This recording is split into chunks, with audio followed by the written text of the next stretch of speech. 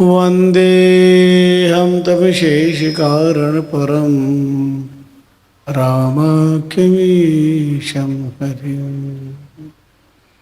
दुर्वासनामसदा परिकर्षयन्ति चित्तं सर्वविरोगनादहन्ति।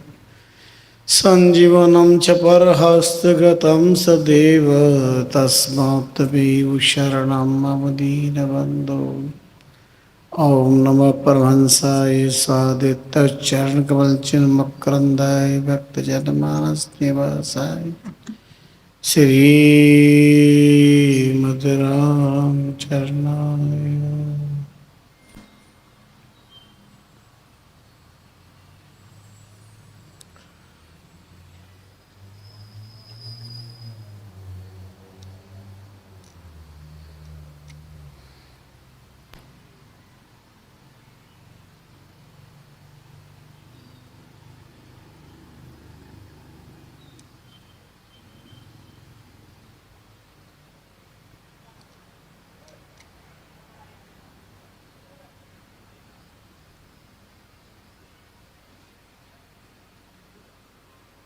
मूर्ख सो चर्चा किए वाद विवाद बांटे, जैसे पर्वत ऊपर कूप खीने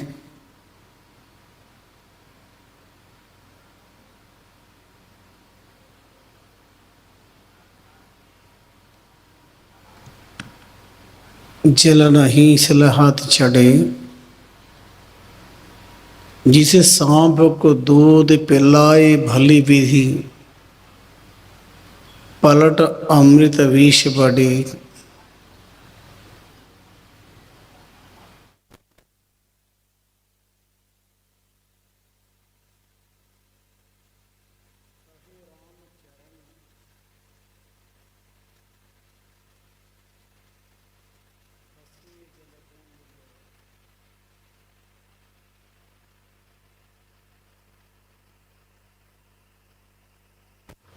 पील नहीं कबहू रस कड़े। प्रणाम करते हैं युग प्रवर्तक तत्वमसिहा निराधार आधार सर्वांतर्यामी सर्वेश्वर की पावन पाद पद्मों में भक्ति अवतार चरित्र चक्र चूड़ामणि पुण्य श्लोक तपश्चरण श्री महाराज के कल्प वृक्षमय पाद पद्मों में प्रणिपात राम रस रसिक पावन संत जन समुपस्थित भक्ति भाव भावित भाग्यशाली भक्तजनों, संसार ग्रंथ में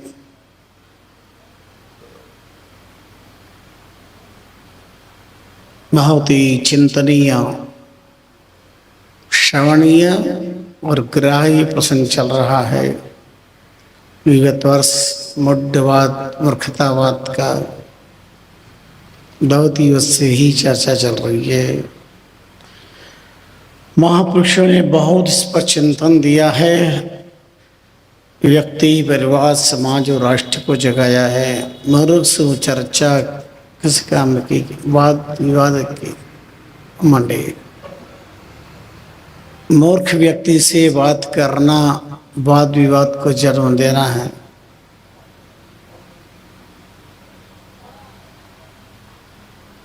काव्य शास्त्र नदीन कालो गच्छ धीमतामा। ज्ञानी सज्जन समझदार शास्त्र स्वाध्याय में गीता भागवत रामायण श्री महाराज की अनुभवानी के पठन पाठन में नामस्मरण में परोपकार में अच्छे कार्य में अपना अवसर व्यतीत करते हैं। उन्हें बुद्धिमान कहा गया है। धीमताम काव्य शास्त्र विनोदी ने कहा लोग अच्छे धीमधाम नीति शास्त्र कहता है।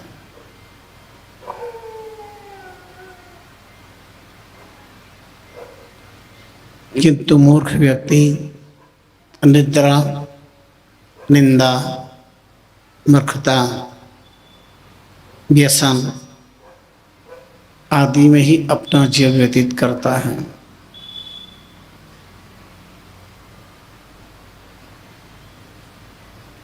महात्मा रामलोचन जी हुए, उन्होंने और भोजराज अर्धांगिनी भानुमति ने भी अपने पति हुजरा से कुछ ऐसा ही संकेत किया। वैसे तो मूर्खानी पंचिन्नानी 5 चिन्ह बताए हैं: गर्व, दुर्वचन, निंदा, निद्रा, कला और महात्मा रामलोचन जी ने मूर्खता के 8 लक्षण बताए। वस्तु गम्या पछताए, असन हंस हंस कर खावे। असन कहते हैं भोजन को।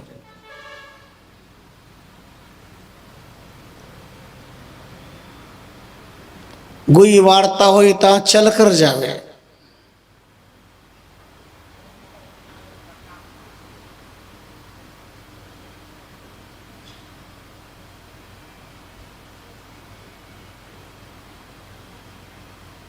धरती कुर्दे नखा करा त्रिनका तोड़े। रेन सोए नंगे पाव मसल और मोड़े।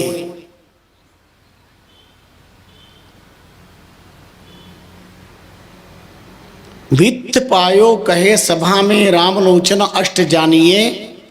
भानुमति कई भोज से एते मूर्ख मानिए। इनको मूर्खता की संज्ञा दी गई है। पहला, वस्तु गम्या पछताए। वस्तु चली गई है, घूम गई है, फिर उसके लिए पश्चाताप करना। अरे भाग्य में थी तो जाती क्यों, चली गई तो चली गई, प्रयास कर लो, लेकिन पश्चाताप करने की जरूरत नहीं। पश्चाताप करना है तो बिना भजन के समय व्यतीत हो गया जिंदगी का, उसके लिए पश्चाताप करें। पश्चाताप करना है तो माँ बाप की सेवा नहीं की तो पश्चाताप करें। पश्चाताप करना है तो हमने गुरु का धर्म का अपमान किया है, कर रहे हैं, उसका पश्चाताप करें। वस्तु गम्या पछताए।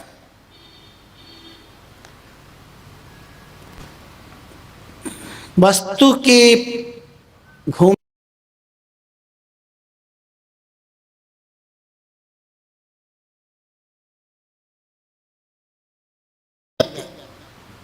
जल पीते वक्त हंसना मूर्खता है।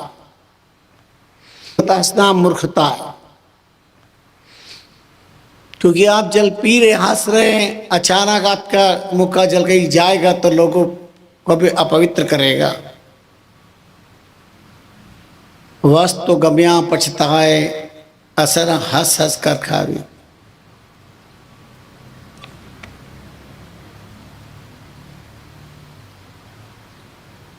गुई वार्ता हो इतना चल कर जावे। कोई दो व्यक्ति गुप्त बात कर रहे हैं तो वहाँ चौक कान लगाना, उनकी बात सुनना, जासूसी करना, ये सब मूर्खता के लक्षण है कि भाई क्या बात कर रहे हैं जो कर रहे हैं। अगर बुराई अपने को तो जाना चाहिए।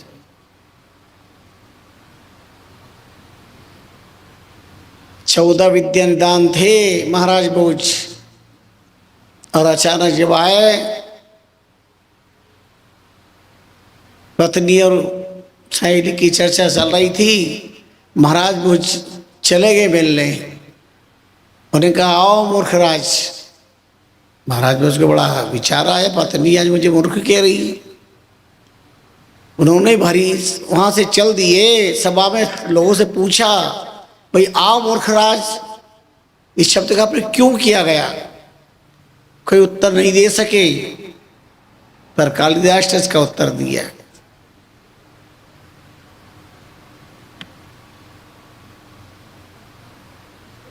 कहते हैं उन्होंने कहा क्या मुझे बोध हो गया, खादन न गच्छामि हसन्न जल्पे, गतम न शोचामि कृतम न मन्ये, द्वाभ्याम त्रिद्यो न हुआमि राजन, केनासि मूर्खो वद कारणेन। मैं खाता हुआ चला नहीं, हस्तवा जल नहीं पिया, खादन गच्छामि हसन जल पे, गतन न सोचामी गई इसका सोच नहीं किया, कृतन न मन में। माता पिता गुरु की यत्किंचित भी कृपा है, हमारे प्रति कोई उपकार करे उसको न मानना सबसे बड़ी मूर्खता है।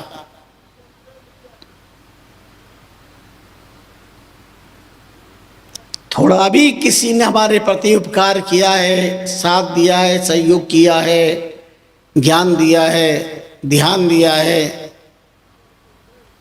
तो उसके प्रति कृतज्ञता होनी चाहिए। कृतज्ञता पैदा करना मूर्खता है। और द्वाभ्याम त्रयोरभामी, दो के बीच में तीसरे का जाना मूर्खता है। तो केनास भी मूर्खवत कारण है।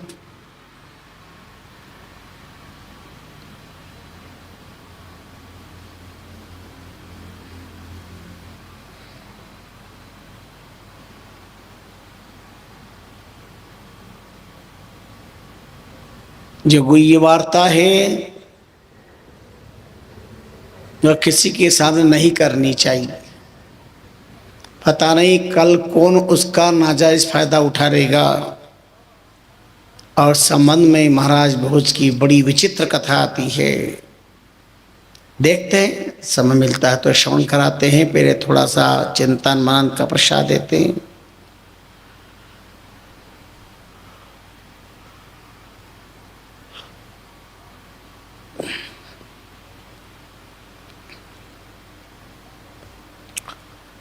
महात्माओं ने बहुत प्रकार से समाज को जगाया है।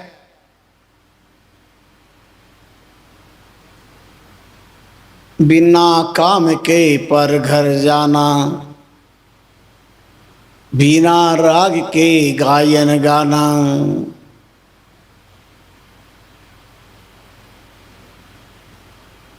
बिना आय कर्ज बढ़ाना, इन तीनों को मूर्ख कहे सयाना। बहुत लोग आदत ये उसके घर गए, उसके घर गए, उसके घर गए, पर बिना काम, बिना बुलाए, बिना सम्मान किसी घर नहीं जाना चाहिए।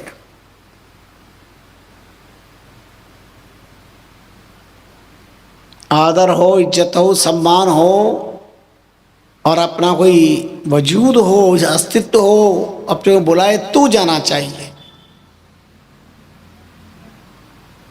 हमारे पुरखों ने, अनुभवियों ने जीवन जीने की कला बताई है।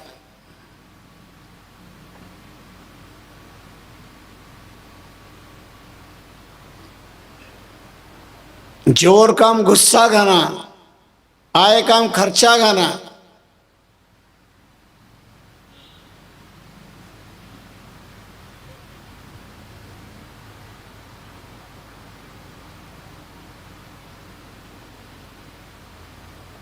अर्थ का व्यापार घना, डूबे गया रहे 3 जना।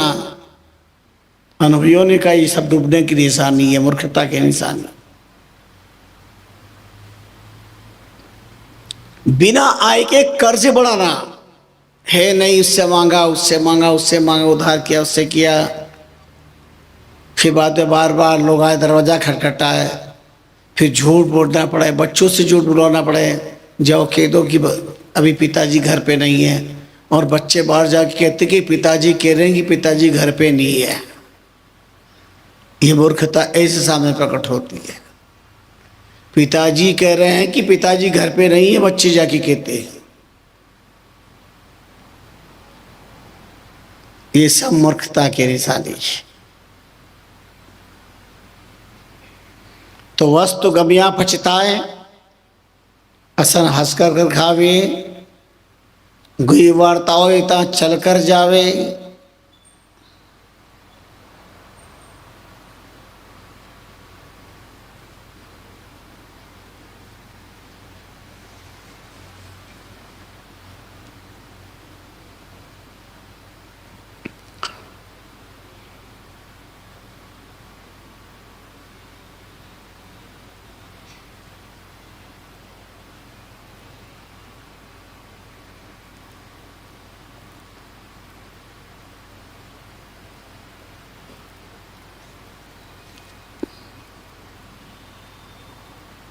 रात्र में बिना वस्त्र शयन करना,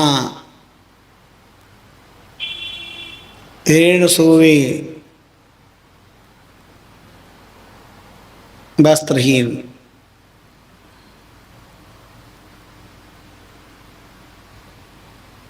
मूर्खता के लक्षण है।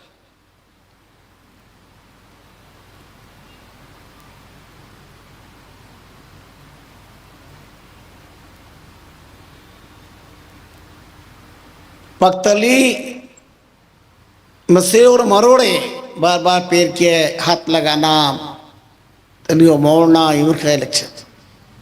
कुर्सी पर बैठकर पैर डोलाना मूर्खता के लक्षण है। अधिकतर आदत होती है, पैर कुर्सी बैठ जाएंगे, पलंग पर बैठेंगे, फिर पैर डोलाएंगे, डोलना पड़ता है, भटकना पड़ता है। ये और क्या माँ बाप मना करते, अनुभवी मना करते, ऐसा मत करो। संविधान नियम कानून को न मानना मूर्खता है। मर्यादा को न मानना ये सबसे बड़ी मूर्खता है। गर्वीले वचन बोलना, दुर्वचन बोलना,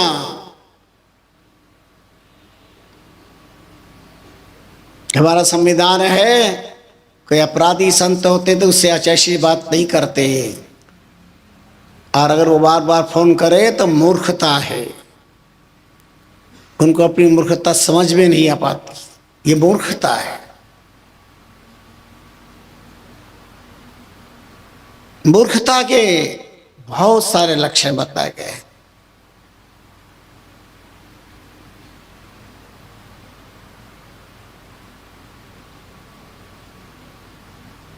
जरूरत से ज्यादा बिना कहे बोलना मूर्खता है। अचानक धन कहीं से मिल जाए तो 5 व्यक्ति के बीच में धन की बात करना मूर्खता है। भित्ति पायो कहे सभा में, राम लोचन अष्ट जानिए, भानुमति कही भुज से एते मूर्ख मानिए। ये मूर्खता के लक्षण है। फिर वो पठित हो या पठित, उससे फर्क नहीं पड़ता है, पर ये चिन्ह अगर है तो मूर्खता के लक्षण है।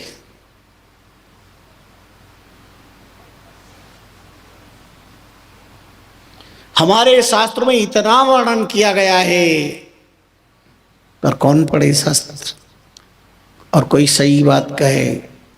सत्पुरुष, ज्ञानी, संत अच्छी बात के उसे न माने मूर्खता है। जिद करना मूर्खता है। बहुत सारे लक्षण हमारे शास्त्रों में बताए गए।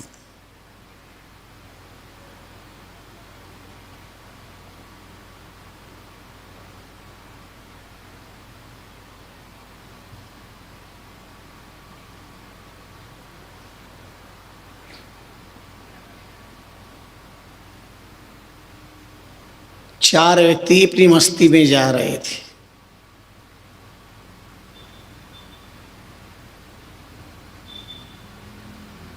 चलते चलते रुक गए, बातें कर रहे थे। एक वृद्ध व्यक्ति उधर से आया और उनके पास से निकला।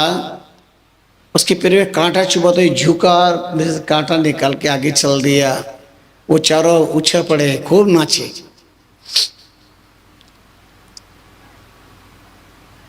और नाचते ऐसे खुश होकर कहने लगे, पता है वो वृद्ध व्यक्ति गया ना, उसने मेरे को नमस्कार किया। बोले चुप रहे, मेरे को नमस्कार किया? बोले नहीं मेरे को नमस्कार किया। बोले नहीं मेरे को नमस्कार किया।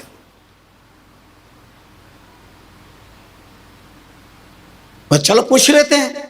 और चारों जाकर कहा, वृद्ध महाशय जी ठहरो ठहरो ठहरो, आपने किसको नमस्कार किया झुक करके? वो तो झुके थे कांटा निकालने के लिए, पैर में कांटा से। उस व्यक्ति ने कहा कि मैं तो कांटा निकालने के लिए झुका हूँ और इनको लगा के नमस्कार किया। वो समझ गया कि ये मूर्ख है।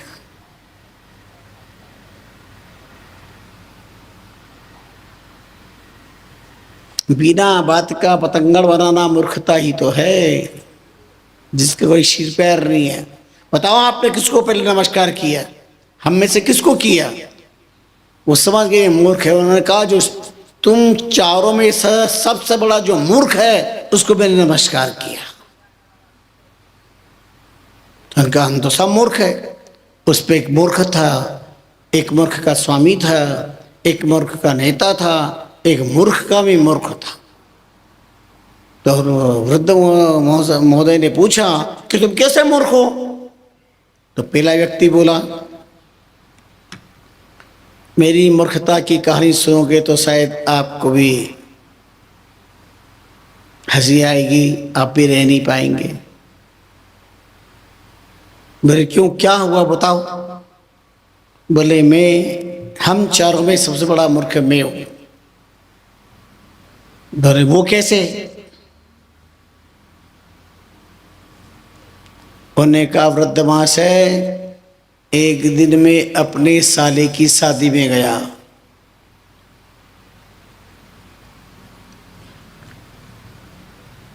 रास्ते में एक संत महात्मा का आश्रम आया। मैं आश्रम में पहुंचा।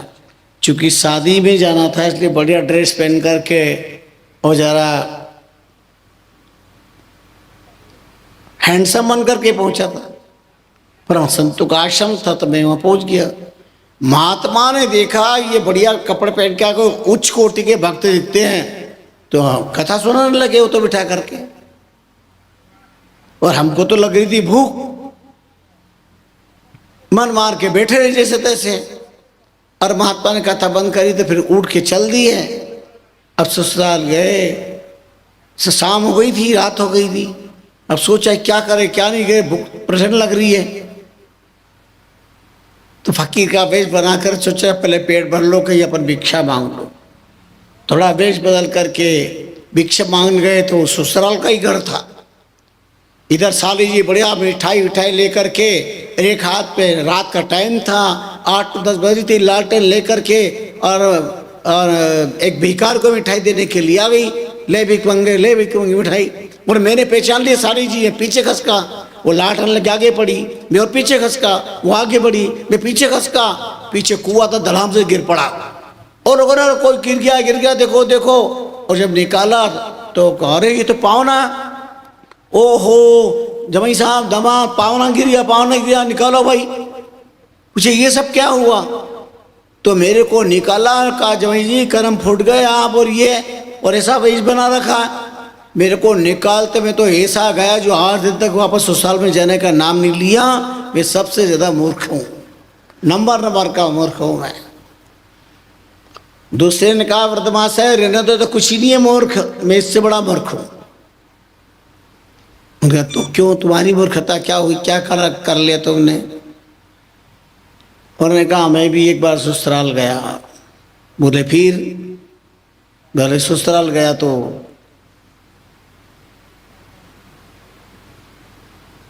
लोग भोजन कर रहे थे। कहा दामाद पधारो आप प्रसाद पालो। शर्म के मारे मैंने कहा कि नहीं, मैं तो पा के आया हूं। शर्म की मां घोड़ा रगड़े, शर्म करे तो भूखा मरे। अब सब बातचीत तो कहीं मिल गए और शाम को सब सो गए और रात को चूहे दौड़े। वनडे में चौके छक्के शुरू, भूख जोर से लगी। अब सब सो रहे थे, मैं चुपचाप उठा, चौके में गया कि कुछ खाने पीने को मिले। कुछ हाथ ही लगा, एक लड्डू पड़े थे, वो भी 3-4-5 दिन के सूखे लड्डू पड़े थे। तो मैंने कहा यही ले लो। और मैंने लड्डू उठाया और जैसे ही मुंह में रखा, इधर बर्तन बजे और सासू माँ जाग गई, चोर चोर चोर चोर चोर चोर चोर। और तुरंत आए इधर तो देखा, अरे तो दामाद कई कर रहा सा। और लड्डू सूखा था जो चबाने में भी नहीं आया। तो लड्डू इधर मुंह में रख करके और बोलने नहीं आ रहा था। तो सासू जी कह रहे, कमर साहब ने दमा धक्को युगो, सबने उठा, पावना कही देखो पावना बोल नहीं रहा, हूँ कर रहा कि रो दिया कि कहीं कर रहा। और पावना को मुंडू भी सूझ रही है, का इलाज करो जल्दी से बुलाओ। और कही हो कि पावना ने बोल ही नहीं आ रही हमारो।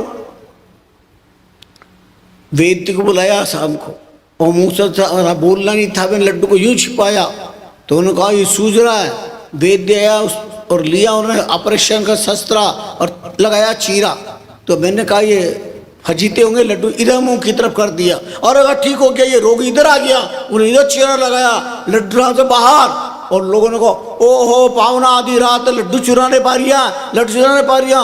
और ऐसा मेरे फजीते हुए और कहा कसा मूर्ख पावना आया। मैं 8 दिन तक वापस ससुराल में नहीं गया, उससे बड़ा मूर्ख मैं हूं।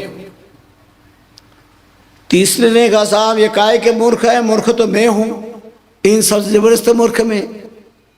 उनका भाई तुम्हारी मूर्खता की कहानी क्या है वो भी सुना दो। उन्होंने कहा साहब मेरी मूर्खता की कहानी बड़ी गजब की है, अजब गजब की बात। बोले वो क्या? बोले अजब की बात है कि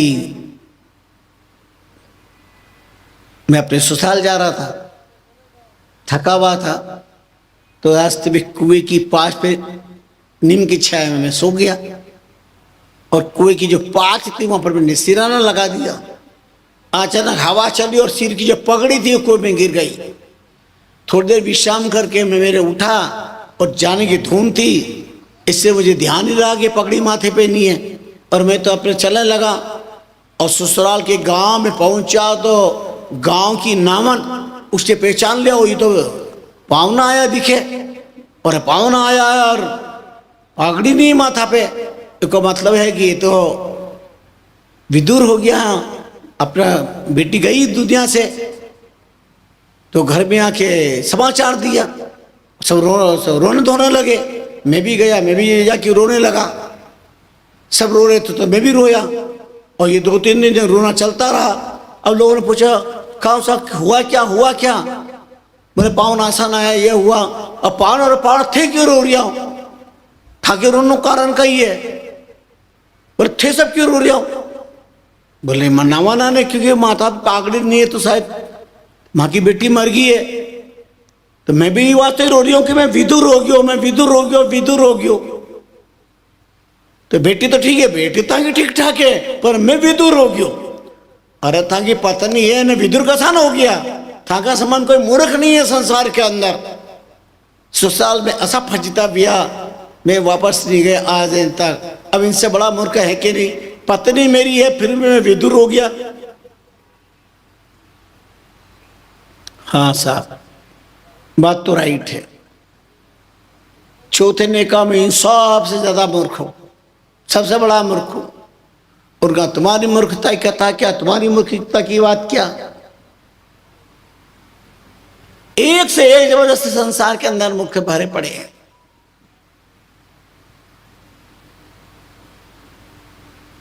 कौन कितना अच्छा संसार में मूर्ख है, इस होड़ में भी कोई पीछे नहीं, इस दौड़ के अंदर भी वृद्ध सबकी बातें सुन रहा है और सुन करके विचार कर रहा है कि संसार के अंदर कैसे कैसे अजीबोगरीब स्थिति वाले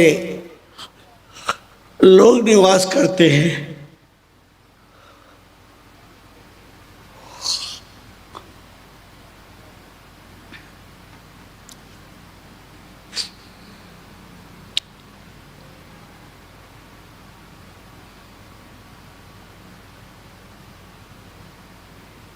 तो आनी मूर्खता की कथा क्या? बोले मेरी मूर्खता की कथा बहुत अजब गजब है। बोले वो क्या? बोले मैं भी ससुराल गया,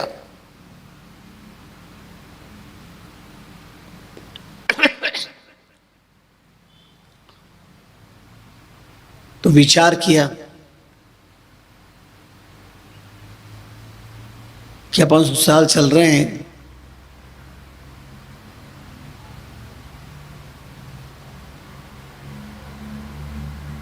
तो क्या करना चाहिए अपने को?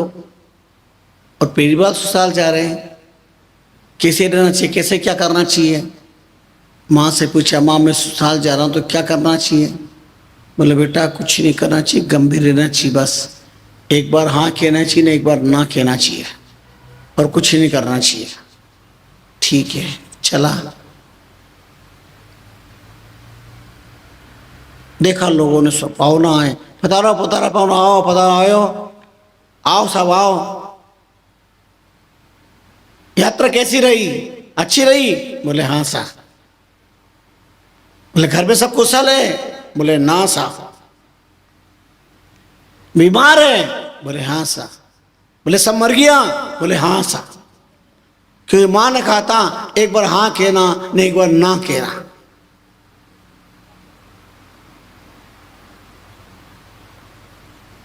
संस्कार कर दियो? हाँ सा। क्रिया और बाकी करोगा? ना सा। कि एक बार हाँ कहना, नहीं एक बार ना कहना। अब लेना देना क्या है? जो प्रश्न पूछे एक बार हाँ कहना, एक बार ना कह।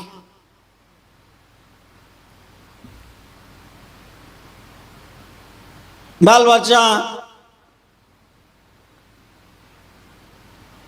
बाकी लोग तो ठीक है? बोले हाँ सा। और बाल बच्चा? ना सा।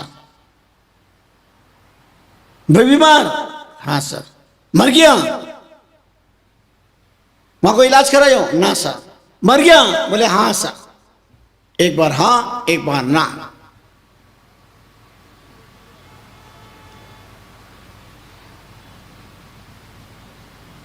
उसके हाँ और ना ने घर में तबाही मचा दी।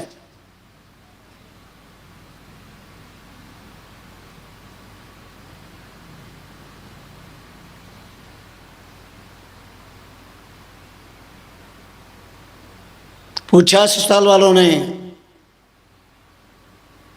सब काम काज तो अच्छा करियो? हाँ सा। धूल उड़ा दी?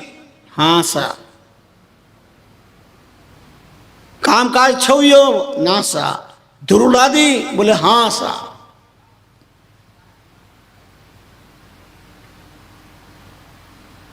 अब आठे ही रहोगा? बोले हाँ सा। अब नहीं जाओगा? बोले ना सा। एक बार हाँ कहना, एक बार ना कहना है।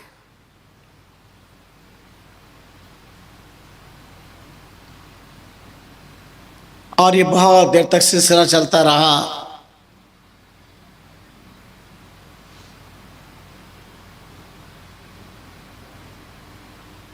बेटी तो ठीक है? बोले हाँ सर। और बेटी का नाम लेते ही अपा ना जोर जोर से रोआ लग गया। उन्होंने कहा अच्छे भले बातचीत कर रहे हैं, फिर रो क्यों रहे, बात क्या हुई बेटी की? बोले हाँ सर। तो थक गई, तकलीफ, पेट दुख रही हो? बोले ना सर। तो फिर पाओ ना, रो क्यों रहे हो, तकलीफ क्या, कष्ट क्या हुआ? बोले साहब मेरे दुख की बात मत पूछो। बोले क्या हुआ क्या? बोले बहुत परेशान हो। बोले क्यों, क्या हुआ क्या? बोले कुछ ही नहीं, होना कुछ नहीं था। ऐसा दुख संसार में कभी किसी का नहीं हो, किसी शत्रु को भी भगवान ऐसा दुख नहीं दे। बोले पाहुना बता बता बात का हुआ व्यूह के था के बताओ तो सही। बोले सा कई हो रो था, इससे बढ़ के तो कई हो सके। हमारी पत्नी रांड हो गई है, यो मन बड़ा भारी दुख है। ये समाचार देवा के लिए मैं था पास पे आया हूँ। अब लोग हंसने लगे।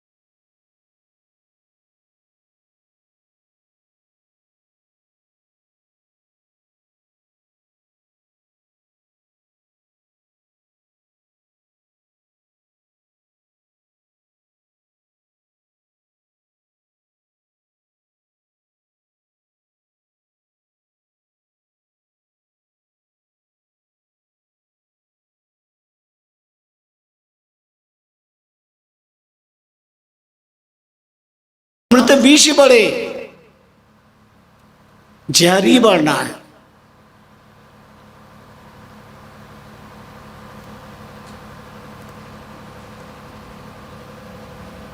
ऐसे ही संसार के अंदर मूर्ख को उपदेश देने से नुकसान ही होना है, हानि होनी है। कल मैंने जिक्र किया था, प्रसंग आपको कुछ ही सुना पाया था।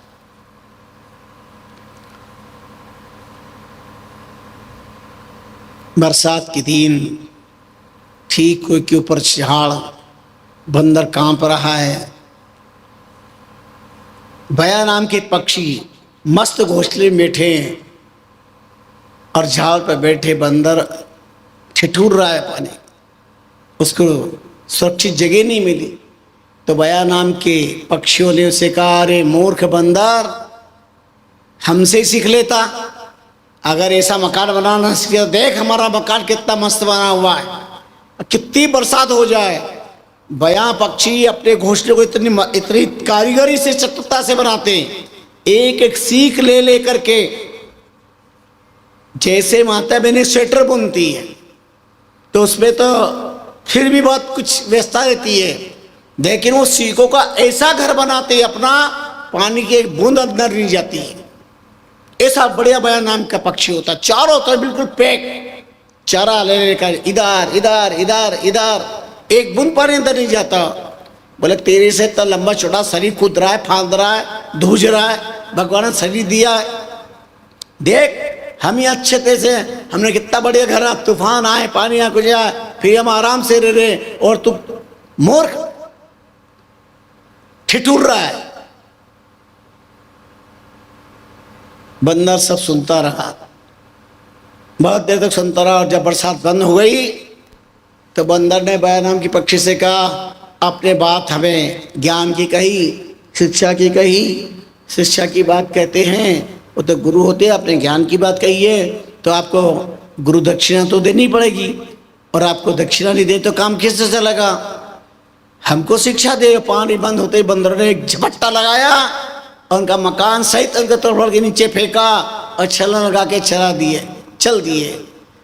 अनुभवी महात्मा, उन्होंने इस सारी प्रक्रिया को देखा और समझाया संसार को। सिखवाने दीजिए और जाने सीख सुहाया, सीख बांद्रा को देता अगर आप ना जाय। मूर्ख व्यक्ति को ज्ञान देंगे तो बया नाम के पक्षी का जैसे बंगला नष्ट हो गया, उनको भी तकलीफ उठानी पड़ी। ऐसे संसार में अज्ञानी को, मूर्ख व्यक्ति को शिक्षा देने का अर्थ है अपने हाथों से अपने पैर में कुल्हाड़ी मारना। श्री गोस्वामी जी ने लिखा कि फल ही प्रयन वेद जो सुधा वर्ष ही जलदा। अमृत की बरसात हो जाए फिर भी वेद फल फूल नहीं दे सकती है। यूं रख रहना चेत गुरु मिल ही बिरंची समा। तब एक महात्मा ने बड़ी गजब की बात कही, सुनिए।